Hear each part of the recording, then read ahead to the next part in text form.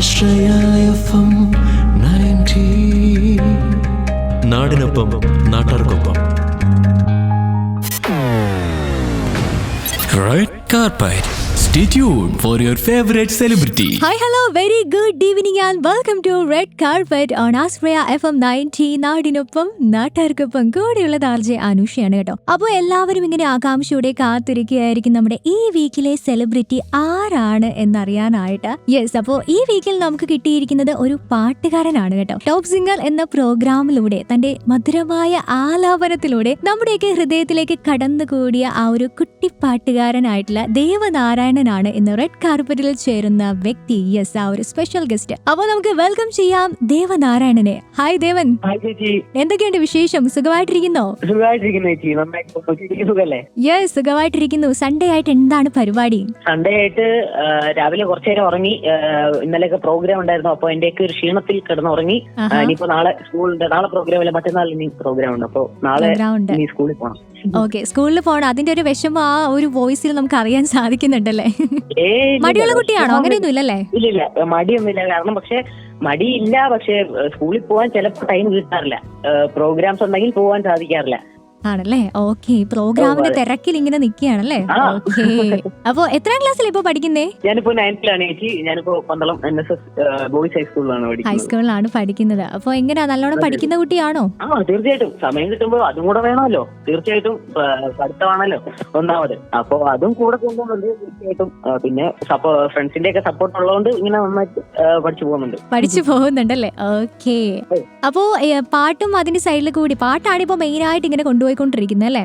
പാട്ടും പഠിത്തവും അതുപോലെ തന്നെ അഭിനയം എനിക്ക് ഭയങ്കര ഇഷ്ടമാണ്. അപ്പൊ നമ്മള് വെബ് സീരീസ് ഒക്കെ കണ്ടിട്ടുണ്ട് കേട്ടോ, പാട്ടൊക്കെ ആണെങ്കിലും.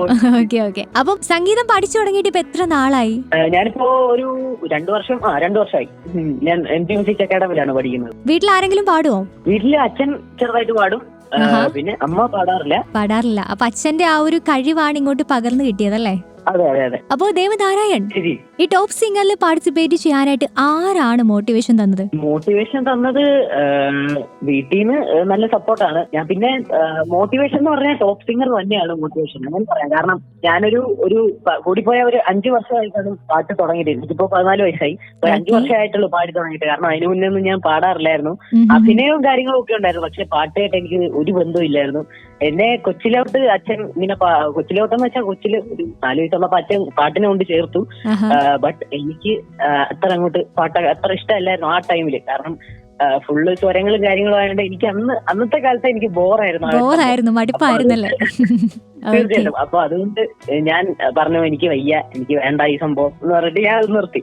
അച്ഛനും പറഞ്ഞു ഓക്കെ വേണ്ട, ചുമ്മാ എന്തിനാ പോന്നെ, ഇങ്ങനെ തല്ലി പഠിപ്പിച്ചിട്ട് കാര്യമില്ലല്ലോ, വേണ്ട ഓക്കെ എന്ന് പറഞ്ഞിട്ട് വിട്ടു. പിന്നെ ഒരു ടോപ്പ് സിംഗർ സീസൺ 1 തുടങ്ങി. ആ ടൈമിൽ കൊറോണ ഒരു ടൈമാണ്. അപ്പോ ആ ടൈമിൽ ഞാൻ ഈ പാട്ടൊക്കെ കേട്ടിട്ട് ഒരു ചെറിയൊരു ഇൻസ്പിറേഷൻ ഉണ്ടായി.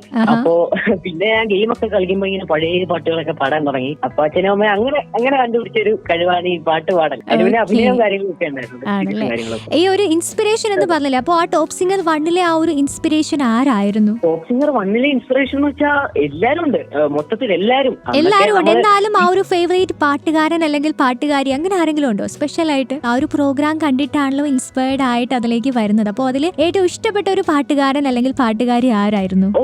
എല്ലാവരെയും ഇഷ്ടമായിരുന്നു. പിന്നെ നമുക്ക് ഉണ്ടല്ലോ അതിനകത്ത് MG സാറുണ്ട്, പ്രത്യേകിച്ച് MG ശ്രീകുമാർ സാറുണ്ട്. അപ്പൊ അവരെയൊക്കെ കാണുന്നത് നമുക്ക് ഭയങ്കര ഇഷ്ടമായിരുന്നു. അപ്പൊ അദ്ദേഹം പാടുന്നതും ബാക്കി എല്ലാരും പാടുന്നതും അദ്ദേഹത്തിന് മുന്നിലൊന്ന് പാടണം എന്ന് വലിയൊരു ആഗ്രഹമായിരുന്നു. അങ്ങനെ പോയതാണ്. അങ്ങനെ എന്തായാലും ആ ഒരു ആഗ്രഹം സാധിച്ചു. ഇപ്പോ അതിനേക്കാൾ ഉപരിയായിട്ട് ഒരുപാട് വലിയ വലിയ ഗായകരുടെയും നടന്മാരുടെയും ഒക്കെ മുമ്പിൽ പാടാനായിട്ടുള്ള ഒരു അവസരം കിട്ടിയല്ലേ? അതെ, അതൊക്കെ ഒരു ഭാഗ്യമാണ്. അപ്പോ ദേവനാരായൺ, ഈ പാടിയ പാട്ടുകളിൽ വെച്ചിട്ട് ഏറ്റവും ചലഞ്ചിങ് ആയിട്ട് തോന്നിയിട്ടുള്ള ഒരു പാട്ട് ഏതാണ് ഈ കോമ്പറ്റീഷനിൽ പാർട്ടിസിപ്പേറ്റ് ചെയ്യുന്ന ടൈമില്? പാർട്ടിസിപ്പേറ്റ് ചെയ്യുന്ന സമയത്ത് എനിക്ക് ക്ലാസിക്കൽ സോങ്സ് ഒക്കെ കുറച്ച് ടഫായിരുന്നു. കാരണം ഞാൻ തുടങ്ങിയ സമയത്ത് ടോപ്പ് സിംഗർ പോകുന്ന ടൈമിലൊന്നും ഞാൻ കർണാട്ടിക് പഠിച്ചു തുടങ്ങിയിട്ടില്ലായിരുന്നു. അപ്പൊ അതിന്റേതായിട്ടുള്ള ബുദ്ധിമുട്ടുകൾ ഉണ്ടായിരുന്നു. പക്ഷെ കുറച്ച് കഴിഞ്ഞപ്പോ അത് സിങ്കായി. പിന്നെ പകുതി തൊട്ട് ഞാൻ അക്കാഡമിയിൽ പഠിക്കാൻ തുടങ്ങി, കർണാട്ടിക് പഠിക്കാൻ തുടങ്ങി. പിന്നെ എനിക്ക് ചാലഞ്ചിങ് ആയിട്ട് തോന്നിയിട്ടുള്ള അവസാനമൊക്കെ ആയപ്പോഴാണ് സെമി ക്ലാസിക്കലിലേക്കൊക്കെ വന്നത്. അതിന് മുന്നേ എനിക്ക് ഒരു ഫാസ്റ്റ് സോങ് ആണ് കൺഫ്യൂഷൻ തീർക്കാതെ എന്നൊരു സോങ്. അത് എനിക്ക് എല്ലാരും വിചാരിക്കും ഫാസ്റ്റ് സോങ്ങിൽ അടിച്ചു പൊളിച്ച് പാടിയത്, പക്ഷെ അതിനകത്ത് കുറെ രാഗങ്ങളുടെ ബേസ് ചെയ്തിട്ടും പിന്നെ അതിനകത്ത് കുറച്ച് സംഗതിയും കാര്യങ്ങളും ഒക്കെ ഉണ്ട്. അപ്പൊ അതെനിക്ക് ഭയങ്കര ടഫായിരുന്നു. ഞാൻ വീട്ടിൽ വിളിച്ചിട്ട് പറഞ്ഞു, അമ്മ എനിക്കിത് പറ്റത്തില്ല, ഇത് ഭയങ്കര ടഫായിട്ടുള്ള ഒരു സോങ് ആണ്. അപ്പൊ അമ്മ പറഞ്ഞു നോക്ക്, രണ്ടുപേരും പറഞ്ഞു നന്നായിട്ട് പറ്റും, ഒന്ന് ട്രൈ ചെയ്ത് നോക്ക്. അപ്പോ എം.ജി. സാറിന്റെ പാട്ടായിരുന്നല്ലോ, അപ്പൊ അതിന്റേതായിട്ടുള്ള ടഫും കൂടെ ഉണ്ട്. അപ്പൊ എന്തായാലും ഞാൻ പരമാവധി എന്റെ ശ്രമിച്ച് പാടി. എനിക്ക് ഭാഗ്യം കൊണ്ട് അതില് 100 കിട്ടി. എം.ജി. സാർ പറഞ്ഞു നന്നായിട്ട് പാടി. കാരണം എം.ജി. സാറിന്റെ മുന്നിൽ തന്നെ അത് പാടാൻ കഴിയും. അതെ, അത് പാടിയ ആളുടെ മുമ്പിൽ തന്നെ പാടാൻ പറ്റുക, അതിനേക്കാൾ വലിയൊരു ഭാഗ്യം വേറെ ഇല്ലല്ലേ. അതെ, സാർ തന്നെ പറഞ്ഞിരുന്നു അത് നല്ല ടഫായിട്ടുള്ള ഒരു സോങ് ആണ്, നീ എന്തായാലും നന്നായിട്ട് പാടി എന്ന് പറഞ്ഞു. അതിലൊക്കെ വളരെയധികം സന്തോഷം. അപ്പോ ദേവനാരായൺ, ടോപ്പ് സിംഗറിലെ ഏറ്റവും ഫേവറേറ്റ് ആയിട്ടുള്ള ഒരു ജഡ്ജ് ആരായിരുന്നു? ഫേവറേറ്റ് ആയിട്ടുള്ളത് എല്ലാരും നമ്മുടെ ഫേവറേറ്റ് തന്നെയാണ്. അവിടെ നിൽക്കുമ്പോ അങ്ങനെയില്ല, കാരണം എല്ലാരും നമ്മളോട് വളരെയധികം ഫ്രണ്ട്ലി ആണ്. എന്നാലും ആരായിരിക്കും കൂടുതൽ മോട്ടിവേഷനും അതുപോലെ സപ്പോർട്ടീവ് ആയിട്ട് തോന്നിയിട്ടുള്ള ഒരു ജഡ്ജ് ആരായിരുന്നു?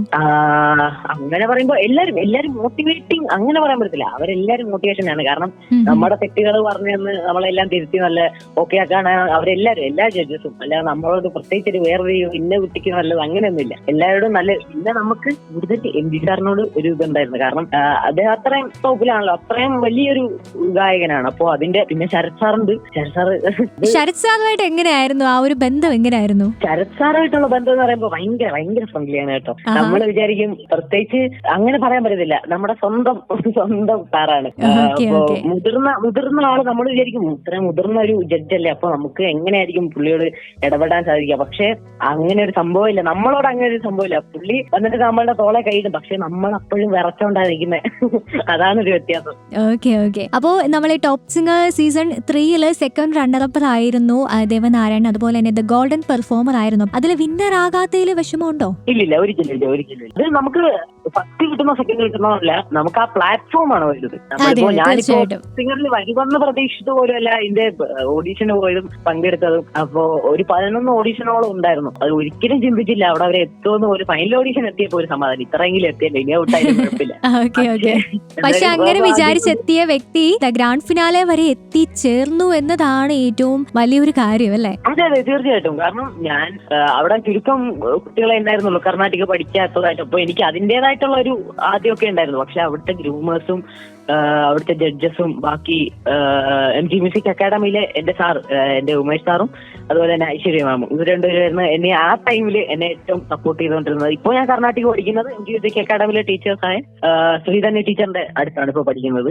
അപ്പോ അതിന്റേതായിട്ടുള്ളതൊക്കെ ഗുണങ്ങൾ എനിക്ക് അവസാനം എത്തിയപ്പോൾ വളരെ ഫീൽ ചെയ്തു. അപ്പോൾ ദേവനാരായൺ, ഈ ടോപ്പ് സിംഗറിന്റെ ചരിത്രത്തിൽ ആദ്യമായിട്ട് സീസൺ 3 തന്നെ ഒരുപാട് കഴിവുള്ള കുട്ടികൾ ഉണ്ട് എന്ന് എല്ലാവരും ഒരേപോലെ പറഞ്ഞ ഒരു സീസണാണ് ടോപ്പ് സിംഗർ 3 എന്ന് പറയുന്നത്. അപ്പോ എന്താണ് തോന്നുന്നത്? അവിടെയുള്ള കണ്ടസ്റ്റന്റ്, ഒപ്പം പാടിയവരെ പറ്റിയിട്ട് എന്താണ് പറയാനുള്ളത്? ഒപ്പം പാടിയ കണ്ടസ്റ്റൻസ് അവരെന്റെ സ്വന്തം അനിയന്മാരും ചേട്ടന്മാരും അല്ലെങ്കിൽ ചേച്ചിമാരും എന്റെ അനിയത്തിമാരും സ്വന്തം അങ്ങനെയാണ് പോയിരുന്നത്. കാരണം നമുക്ക് അപ്പൊ ഒരു കണ്ടസ്റ്റൻസിനോട് അതൊരു ഫാമിലി ആയിരുന്നു. കാരണം ആ ടൈമിൽ നമുക്ക് ഒരു അങ്ങനെ ഉണ്ടല്ലോ, ഇപ്പൊ ഒരു കോമ്പറ്റീഷനോ അങ്ങനെയൊന്നും ഇല്ലായിരുന്നു നമ്മുടെ സീസണിൽ. എല്ലാവരുമായിട്ടും വളരെയധികം ഒരു ഫാമിലി ആയിരുന്നു. കാരണം നമ്മുടെ അച്ഛനും അമ്മമാരും ഉണ്ടായിരുന്നു, അവിടുത്തെ അവരുടെ അമ്മമാരും ഉണ്ടായിരുന്നു. അവരെല്ലാരും ഒറ്റ ഫാമിലി ആയിരുന്നു അവിടെ. നമ്മളെല്ലാരും ഒരേ സ്ഥലത്തായിരുന്നല്ലോ താമസിച്ചുകൊണ്ടിരുന്നത്. അപ്പോ ഷോയൊക്കെ കഴിഞ്ഞ് അവിടുന്ന് ഇറങ്ങിയപ്പോ എന്തായിരുന്നു? ഒരു വിഷമമൊക്കെ ഉണ്ടായിരുന്നോ എല്ലാരും പിരിഞ്ഞങ്ങ് പോകുന്നപ്പോ? അയ്യോ, അത് ഭയങ്കര വിഷമമായിരുന്നു. കാരണം ഒരു വർഷത്തോളം നമ്മൾ ഒരുമിച്ചായിരുന്നു.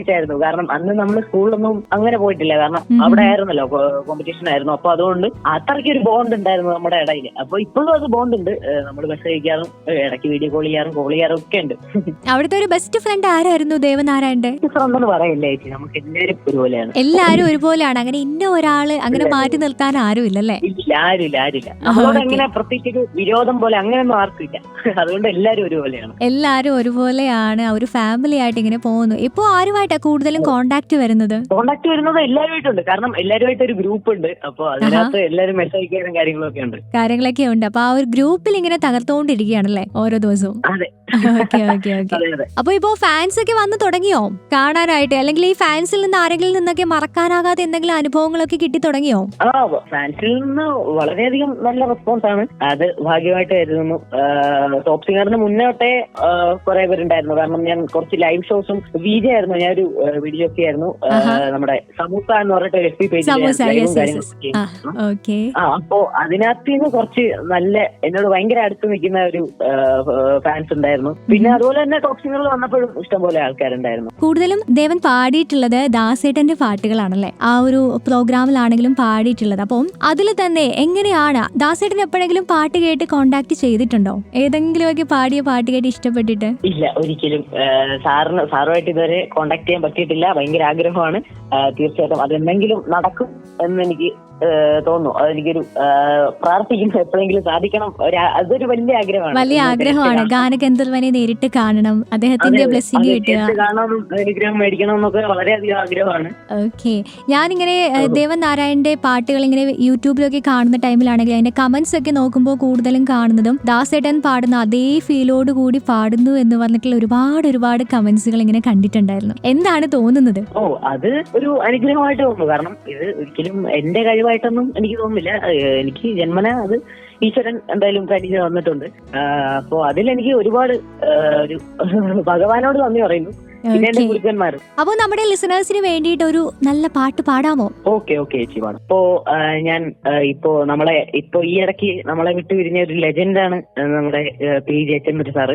അപ്പോ സാറിന്റെ എനിക്ക് വളരെയധികം ഇഷ്ടപ്പെട്ട ഒരു പാട്ടാണ് ഒന്നിനി ശ്രുതി താഴ്ത്തി പാടുക പൂങ്കുയിലെ എന്ന പാട്ടാണ്.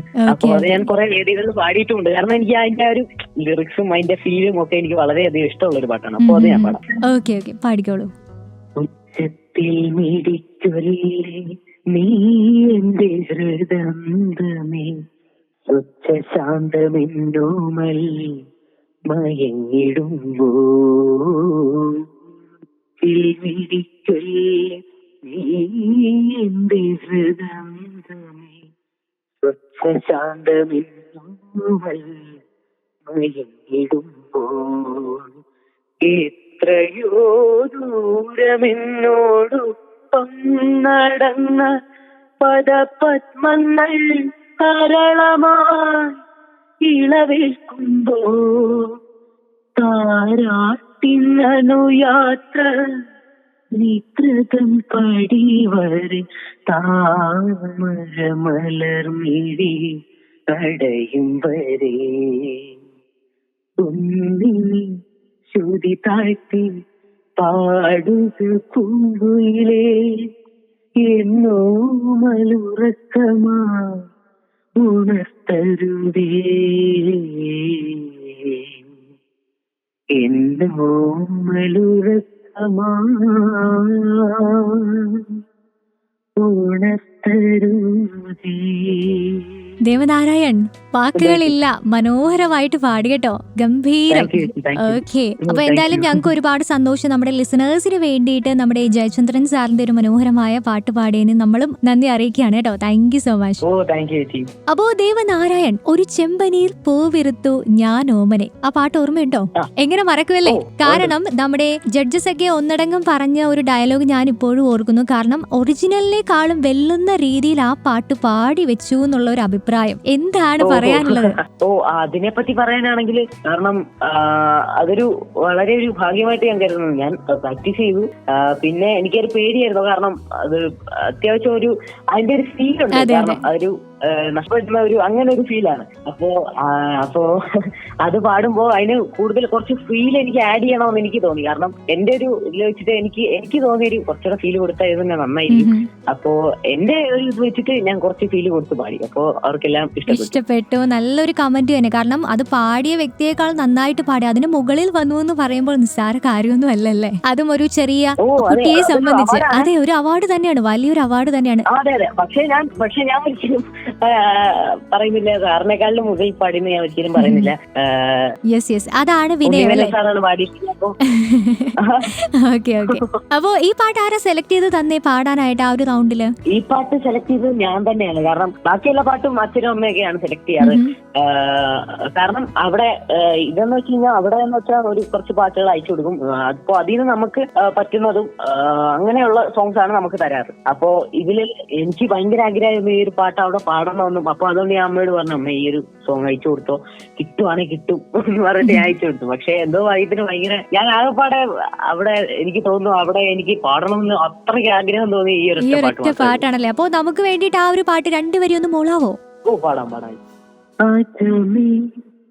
നിറഞ്ഞ സ്നേഹമാ മാധുര്യം ഒരു വാക്കിനാൽ നൽകിയില്ല, നിറഞ്ഞരാവിലെ ഏകാന്തതയിൽ നിൻമിഴിയുടെ നനവൊപ്പി മാറ്റതില്ല, എങ്കിലും നീ അറിഞ്ഞു എന്നിനവെന്നും നിന്നവറിയുന്നതായി നിന്നെ തഴുകുന്നതാ ഒരു ചെമ്പനീ.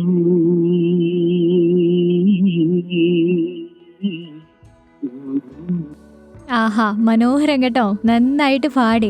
എന്റെ ഒരു ഫേവറേറ്റ് സോങ് ആണ് എന്ന് വേണമെങ്കിൽ പറയാം. ഈ പാട്ട് ഞാൻ റിപ്പീറ്റ് അടിച്ച് കേട്ടു യൂട്യൂബിൽ കേട്ടോ. ദേവനാരായൺ പാടുന്ന സ്പെഷ്യൽ എപ്പിസോഡ് ഞാൻ എടുത്തെടുത്ത് ഇങ്ങനെ കേട്ടോണ്ടിരിക്കുകയായിരുന്നു. കാരണം അത്രത്തോളം ഫീൽ ആയിരുന്നു ആ പാട്ടിന്. ഓ താങ്ക്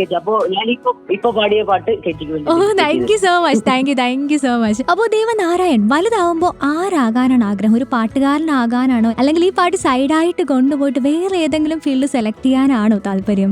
അങ്ങനെയല്ല, എനിക്ക് എല്ലാത്തിനും താല്പര്യമുണ്ട്. കാരണം എനിക്കൊരു സിംഗർ ആവണമെന്ന് ആഗ്രഹമുണ്ട്, എനിക്ക് അതുപോലെ ഒരു ആക്ടർ ആവണമെന്ന് ആഗ്രഹമുണ്ട്, അതുപോലെ ഒരു നല്ലൊരു ജോബ്. ഓക്കെ, അപ്പൊ ആദ്യം ഒരു ജോബ് സെക്യൂർ ആക്കിയിട്ട് ബാക്കി പാട്ടിലേക്കും ബാക്കി അഭിനയത്തിലേക്കും ഇതിന്റെ കൂടെ കൊണ്ടുപോകും. ഇടയ്ക്ക് വെച്ച് നിർത്തും എന്നല്ല, അതിന്റെ കൂട്ടത്തിൽ തന്നെ ഒരു ജോബ് ഉറപ്പാക്കിയിട്ട് ബാക്കിയാണ്. അതെ അല്ലേ? Okay okay. അപ്പൊ സിനിമയിലൊക്കെ ചാൻസ് വന്ന് തുടങ്ങിയോ? ഇപ്പോ സിനിമയിലേക്ക് വന്നു തുടങ്ങിയിട്ടില്ല, കാരണം എന്റെ സൗണ്ട് ചേഞ്ച് ആയിക്കൊണ്ടിരിക്കുകയാണ്. അപ്പൊ ഒരു മെയിൽ സൗണ്ടിലേക്ക് വന്നിട്ടില്ല, ഇപ്പൊ വന്നുകൊണ്ടിരിക്കുന്നു. അപ്പോ അതുകൊണ്ടപ്പോ മെയിൽ സൗണ്ടിലേക്ക് വന്നിട്ടേ നമുക്കൊരു സിനിമയിലേക്കൊക്കെ വരത്തുള്ളൂ. കാരണം അതിന്റേതായിട്ടുള്ള വോയിസിന്റെ സ്ട്രക്ചറും കാര്യങ്ങളൊക്കെ അതൊക്കെ അയച്ചു കഴിഞ്ഞിട്ട് ഭാഗ്യം ഉണ്ടെങ്കിൽ വരും എന്ന് പ്രതീക്ഷിക്കുന്നു. ആ ഭാഗ്യം നമുക്കും ഉണ്ടാകട്ടെ. കാരണം ദേവനാരായണന്റെ വോയിസ് തന്നെ ഒരു മനോഹരമായ പാട്ട് കേൾക്കാൻ നമുക്കും ഭാഗ്യം ഉണ്ടാകട്ടെ എന്ന് ആശംസിക്കുകയാണ് കേട്ടോ.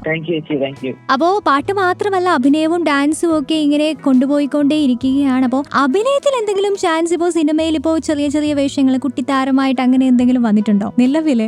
ഇല്ല, ഫിലിമിലേക്കൊന്നും വന്നിട്ടില്ല. കാരണം ഞാൻ ഓഡീഷനിലേക്കൊന്നും അങ്ങനെ പോയിട്ടില്ല. അപ്പോ ഇപ്പോ പ്രോഗ്രാംസും കാര്യങ്ങളും ഒക്കെ ഉണ്ട്, അതുകൊണ്ട് ഞാൻ അങ്ങനെ ഓഡീഷൻസിനായിട്ട് പോയിട്ടില്ല. പിന്നെ ആൽബംസ് ഒക്കെ ചെയ്യുന്നുണ്ട്, വീഡിയോ ആൽബംസ് ചെയ്യുന്നുണ്ട്.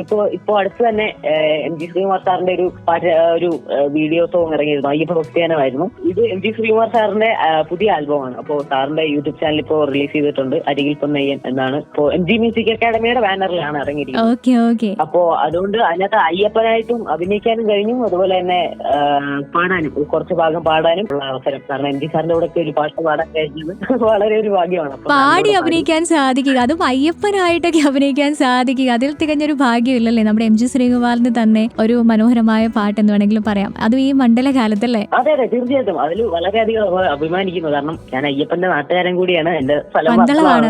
അപ്പോ അയ്യപ്പനായിട്ട് തന്നെ വേഷമിടാൻ കഴിഞ്ഞതിൽ ഒരുപാട് സന്തോഷം. ഞാൻ ഇതിനു മുന്നേ ചേച്ചി പറഞ്ഞില്ലേ നാടൻ പാട്ടിന്റെ ശൈലി, അതിനകത്തും ഞാൻ അയ്യപ്പനായിട്ട് അഭിനയിച്ചിരുന്നു. അതിന്റെ പഴയ ആൽബമാണ്, ഞാൻ തന്നെ കൊച്ചിലെ പാടിയതാണ്. ശബ്ദമൊക്കെ കേട്ടാ അറിയാം, ഭയങ്കര ചെറുതാണ്. ആ ആൽബം ഞാൻ കണ്ടിരുന്നു. അതെ അതെ. അപ്പോ അതും ഇതും ഇതിന്റെ ഡയറക്ഷൻ ഒക്കെ എന്റെ അച്ഛനാണ് ചെയ്തിരിക്കുന്നത്.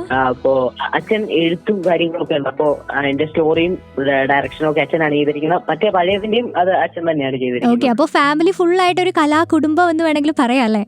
അങ്ങനെ പറയാം. എഴുതാറുണ്ട്. ഓക്കെ. അപ്പൊ ഇനി അച്ഛന്റെ എഴുത്തിൽ തന്നെ പിറന്ന ഒരുപാട് പാട്ടുകൾ ദേവനാരായണന്റെ വോയിസിൽ നമുക്ക് കേൾക്കാനായിട്ട് സാധിക്കട്ടെ കേട്ടോ. അപ്പോ ദേവനാരായൺ, ഒരുപാട് സന്തോഷം ഇത്രയും നേരം നമ്മളോടൊപ്പം വിശേഷങ്ങളൊക്കെ ഷെയർ ചെയ്തു, ഈ ഒരു പ്രോഗ്രാമിൽ വന്ന് കുറെ അധികം ടൈം നമുക്ക് വേണ്ടി സ്പെൻഡ് ചെയ്തു. അപ്പോൾ ഒരുപാട് സന്തോഷം അറിയിക്കുകയാണ്. ആൻഡ് ഇനിയും ഭാവിയിൽ നല്ല നല്ല ചാൻസുകളൊക്കെ അഭിനയിക്കാനും അതുപോലെ തന്നെ പാട്ട് പാടാനുമായിട്ട് കിട്ടട്ടെ എന്ന് ആശംസിക്കുകയാണ് കേട്ടോ. Thank you so much. Okay, thank you ചേച്ചി, താങ്ക് യു. അപ്പോ എന്നെ ക്ഷണിച്ചതിനും ഒരുപാട് താങ്ക് യു. ആശ്രയ എഫ്എമ്മിന് ഒരുപാട് നന്ദിയായിരിക്കുന്നു. ഓക്കെ മോനെ, അപ്പോ ഷോ അങ്ങ് വൈൻഡപ്പ് ചെയ്യുന്നതിന് മുൻപായിട്ട് ഒരു പാട്ട് കൂടി നമുക്ക് വേണ്ടി പാടാവോ? ഓക്കെ, പിന്നെന്താ. ഓക്കെ, അപ്പോ ഞാനൊരു ഇത് കന്നഡയാണെന്നാണ് എന്റെ ഒരു ഊഹം. കന്നഡയാണോ തെലുങ്കാണോ എനിക്ക് കറക്റ്റ് ഓർമ്മയില്ല. അപ്പോ ഇത് വരാഹരൂപം എന്ന് പറഞ്ഞിട്ട് ഒരു പാട്ടാണ്. ഇപ്പോ കാന്താര എന്ന സിനിമയിൽ ഇറങ്ങിയിരുന്നു. അപ്പൊ ഇത് ഞാൻ ഈ ഇടയ്ക്ക് സോഷ്യൽ മീഡിയയിൽ പോസ്റ്റ് ചെയ്തിരുന്നു. അപ്പൊ അതിന് വളരെ കുറെ ആൾക്കാർ നല്ല പ്രതികരണങ്ങൾ കിട്ടി. അപ്പോ ആ പാട്ടിന്റെ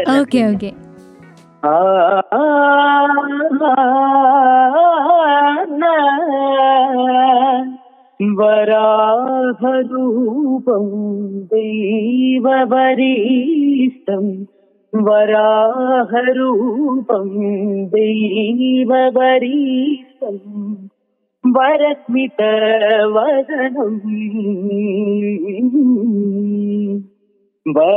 വജ്രദന്തധര രക്ഷാകവചം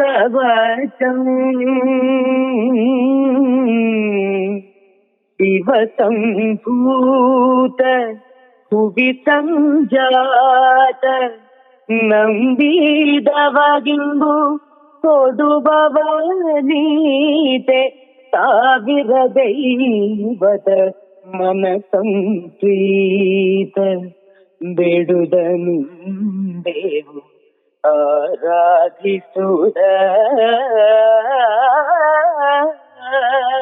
ഓക്കെ, അപ്പൊ എന്തായാലും ഗംഭീരമായിട്ടുണ്ട്. ആൻഡ് ഒരിക്കൽ കൂടി നമ്മുടെ ആശ്രയ FM 90യുടെ നന്ദി അറിയിക്കുകയാണ് കേട്ടോ Devanarayan. Thank you so much. Okay. അപ്പൊ എന്തായാലും ഇത്രയും നേരം നമ്മളോടൊപ്പം റെഡ് കാർപ്പറ്റിൽ ചേർന്ന സ്പെഷ്യൽ ഗസ്റ്റ് എന്ന് പറയുന്നത് ടോപ്പ് സിംഗർ സീസൺ 3 തന്നെ സെക്കൻഡ് റണ്ണറപ്പും അതുപോലെ തന്നെ ദ ഗോൾഡൻ പെർഫോമറുമായിട്ടുള്ള ദേവനാരായണൻ ആയിരുന്നു. എന്തായാലും ഷോ നമ്മൾ വൈൻഡപ്പ് ചെയ്യുകയാണ്. ഇനിയും ഒരുപാട് അടിപൊളി പ്രോഗ്രാംസും പാട്ടുകളും ഒക്കെ ബാക്ക് ടു ബാക്ക് ആയിട്ട് വരാനുണ്ട്. So keep on listening to Ashraya FM 90 നാടിനൊപ്പം നാട്ടാർക്കൊപ്പം.